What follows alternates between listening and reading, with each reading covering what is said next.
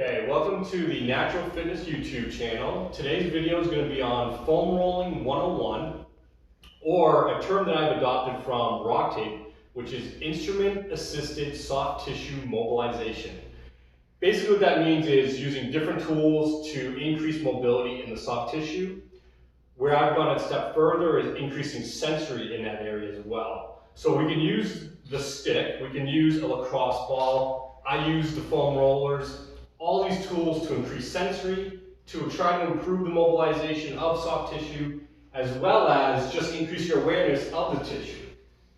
So, when I use a foam roller, understand that there's three different types of rollers that I've used. I have a very soft roller that can bend.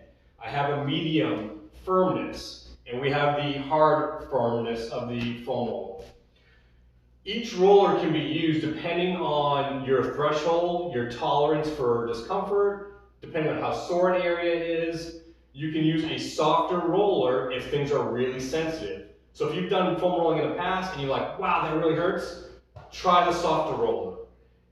Ultimately, we want to build up to the more hard roller, and if you can do a hard roller and work on soft tissues and you feel pretty good, then we move on to our stretches. But for now, the focus is on the soft tissue, trying to get it mobilized.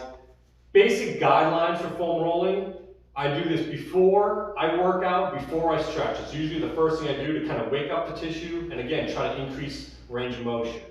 You can also use it after a workout for recovery. If you have a difficult time using the foam roller, that's where I use the stick, because one of the differences between the two, the roller and the stick, is that I apply the pressure to the area, so I can control the pressure and the amount that I'm doing. Foam rolling, you have to use your body weight to apply the pressure. It becomes a little bit more tense, difficult to use. It becomes a little bit more sensitive to areas. So if you find something that's really sore, we can always go back to the stick and do some lighter work. Lacrosse balls are great to travel with. You can use them against the wall. You can get the upper shoulders, the back, a little bit easier than you can on a foam roller. But again, all these are tools that I use with my clients to improve mobility as well as sensory to the area. Each area, my guideline is 5 to 10 rolls on a spot. If you find something that's really sensitive, give it a pain scale of 1 to 10. 10 is just, it's super sore, you really can't stay on it. That's a 9 or a 10. A 5 is like, it feels bruised, but you can work through it, you can breathe through it. A 1 or a 2 is, it's somewhat sore, but you can do this all day long. You can work the area all day. If you find a 5, when you roll, we're trying to get it to a 4.